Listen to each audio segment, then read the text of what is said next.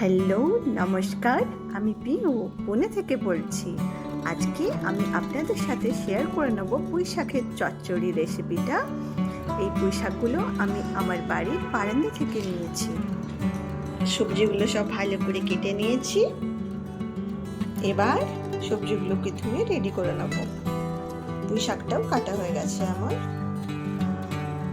ছোট ছোট করে পুঁই শাকটা কেটে নিয়েছি, আর পুঁই শাকটা আলাদা করে রেখে দিয়েছি, কারণ পুঁই শাকটা খুবই নরম আমার গাছের, তো সেজন্য সেদ্ধ হতে বেশি সময় লাগবে না। আর এখানে আমি নিয়েছি বেগুন, মিষ্টি কুমড়ো, ক্যাপসিকাম, তারপর বরবটি আর আলু আর গাজর।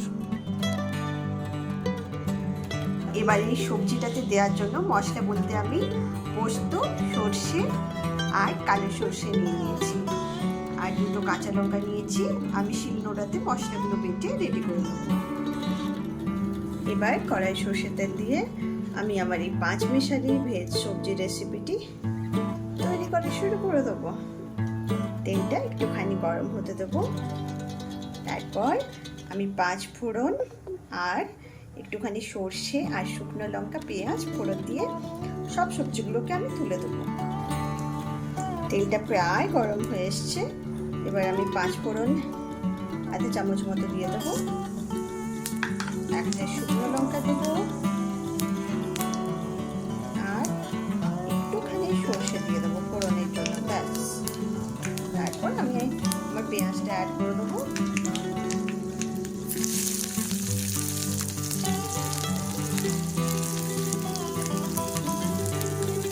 আর সবজিগুলো ধীরে ধীরে অ্যাড করে দেবো। পেঁয়াজটা একটু ভেজে দেবো লাল।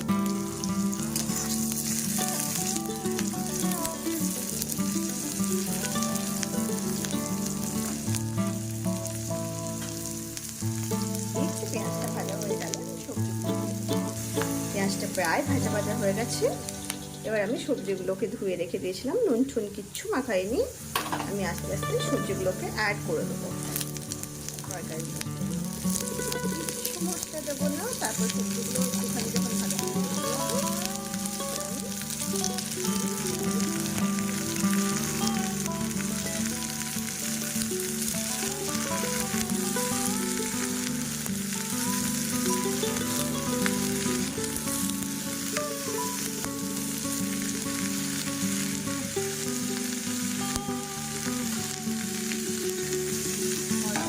মিডিয়াম আছে।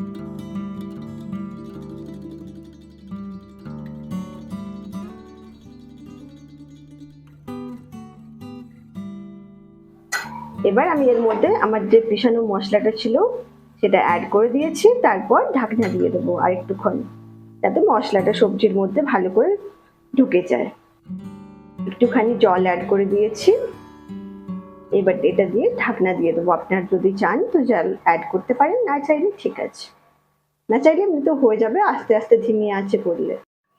এবার আমি ঢাকনাটা তুলে দেখে নেব আমার সবজি কতটা রেডি হয়েছে। মোটামুটি প্রায় জলটা শুকিয়ে এসছে। এবার এতে আমি একটুখানি চিনি দিয়ে দেবো। নিরামিষ তরকারি তো চিনি দিলে ভালো লাগে। চিনি দিয়ে ব্যাস নামিয়ে নেব আর পরিবেশন করে দেবো। এরকম নিরামিষ সবজি খেতে কার না ভালো লাগে, তাই না?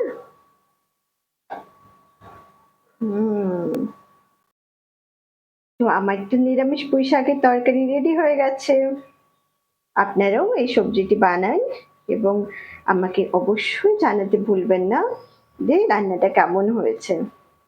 আর যদি আমার এই নিরামিষ পুঁই শাকের চচ্চড়ি ভালো লেগে থাকে তাহলে লাইক, সাবস্ক্রাইব করতে ভুলবেন না কিন্তু। ধন্যবাদ।